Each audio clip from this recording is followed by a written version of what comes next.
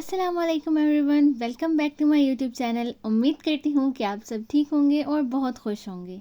आज ही मैं आपके लिए चिकन पैटी बर्गर की रेसिपी लेकर हाजिर हूँ। आपको तो पता है मैकडॉनल्ड से हमारा आजकल बायकॉट चल रहा है, तो हम वहाँ पर जाकर तो खा नहीं सकते, ना ही हम उनसे कुछ ख़रीदेंगे। तो आज हम ये पैटी बर्गर घर पर बनाएंगे, एग्जैक्ट मैकडॉनल्ड जैसा टेस्ट, और हमें मैकडॉनल्ड से लेना भी नहीं पड़ेगा। तो बगैर टाइम वेस्ट किए लेट्स गेट स्टार्टेड।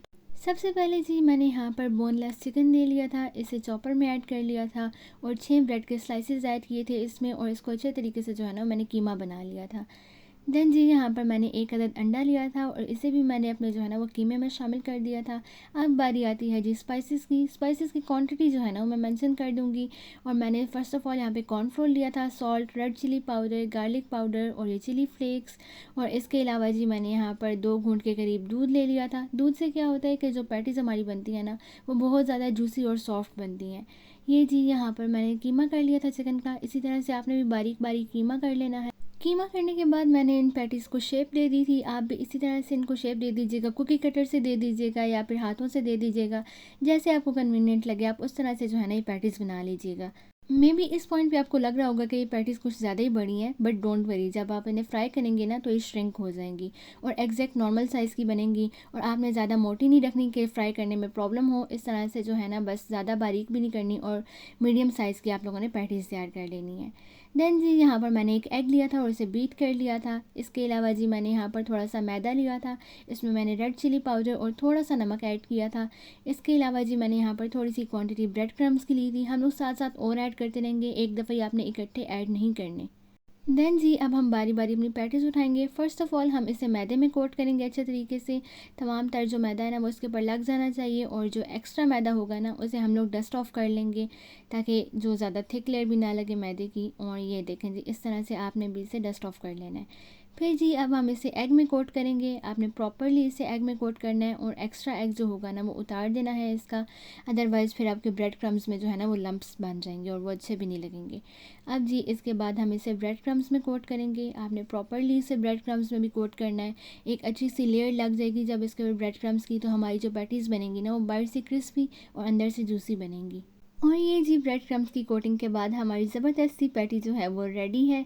ये देखें जी इसी तरह से आपने बनानी है। अब यहाँ पर मैंने बाकी भी जो है ना वो तमाम तर पैटीज़ इसी तरह से पहले मैदे में कोट किया, उसके बाद इसे एग में कोट किया, दैन ब्रेड क्रम्स में कोट करने के बाद इन्हें रेडी करके यूँ रख दिया था। आपने इसे जो है ना 15 से 20 मिनट के लिए फ्रीज़ कर देना है इस पॉइंट के बाद, ताकि जो हमारे ब्रेड क्रम्स हैं ना वो अच्छे से कोट हो जाएँ और चिपक जाएँ पैटीज़ के साथ। देन जी 15 से 20 मिनट गुजर जाने के बाद अब हम इन पैटीज़ को फ्राई करेंगे।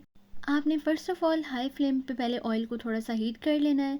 देन इन पैटीज़ को ऐड करना है उसमें, और उसके बाद आपने फ्लेम जो है ना वो स्लो कर देनी है। देन जी लो फ्लेम पे इन पैटीज़ को हम 6 मिनट्स के लिए एक साइड से फ्राई करेंगे, और फिर इनकी साइड चेंज करके 3 से 4 मिनट के लिए इन्हें जो है ना दूसरी साइड से फ्राई करेंगे। और फिर जो है ना हाई फ्लेम पे हम इन्हें 2-3 मिनट के लिए फ्राई करेंगे, ताकि हमारे ब्रेड क्रम्स जो है ना उनका कलर चेंज हो जाए। ये देखें जी हमारी ज़बरदस्त सी पैटीज़ बर्गर की बन के तैयार हो चुकी हैं। और देखें इनका कितना ज़बरदस्त कलर आया है, गोल्डन टू ब्राउन कलर इनका ऊपर से आया और अंदर से ये इंतहाई सॉफ्ट और जूसी थी। अब जी हम अपनी फर्दर प्रेप्स की तरफ बढ़ेंगे। ये जी मैंने थोड़ा सा सैलेड लिया था, टमाटर, कैबेज और अनियंस ले लिए थे और इनको कट कर लिया था। इसके बाद जी यहाँ पर मैं डॉन के बन्स यूज़ कर रही हूँ। अगर आप चाहें तो किसी किस्म के भी बर्गर बन्स यूज़ कर सकते हैं।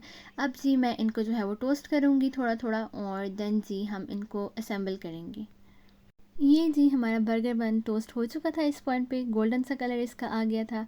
अब जी मैं इसके ऊपर केचप लगा रही हूँ। केचप लगाने के बाद इसे अच्छे तरीके से स्पून की हेल्प से स्प्रेड करूँगी, और इसके बाद इसके ऊपर मेयो ऐड करूँगी। आप चाहें तो कोई भी चीज़ इसमें स्किप भी कर सकते हैं अपनी मर्ज़ी के अकॉर्डिंग, या अगर ऐड करना चाहें कोई चीज़ तो ऐड भी कर सकते हैं। मेरे पास ये जो जो चीज़ें अवेलेबल थी मैंने ऐड कर दी। इसके बाद जी मैंने इसके ऊपर पैटी रखी थी, एक टमाटर का स्लाइस, थोड़े से प्याज, थोड़ी सी कैबेज, आप चाहें तो सैलेड लीफ भी यूज़ कर सकते हैं। देन जी इस सैलेड के ऊपर मैंने थोड़ी सी और मेयो ऐड की थी, और बर्गर बन का अपर पार्ट लिया था, उसको टोस्ट करने के बाद उस पर भी केचप लगा ली थी और इसे असेंबल कर लिया था। और ये जी हमारा बर्गर ज़बरदस्त सा यमी सा तैयार है। ट्रस्ट मी ये इतना मज़े का बना था कि आप इसके सामने मैकडॉनल्ड्स को भूल जाएंगे। एक बार तो आप मेरे कहने पर इसे लाजमी ट्राई कीजिएगा, और मुझे इसका फ़ीडबैक कमेंट सेक्शन में आकर ज़रूर दीजिएगा। उम्मीद करती हूँ कि आज की रेसिपी आपको बहुत अच्छी लगी होगी। जाते जाते जी मेरे चैनल को सब्सक्राइब कर दीजिएगा, और मुझे अपनी ख़ास दुआओं में याद रखिएगा। अल्लाह हाफ़िज़।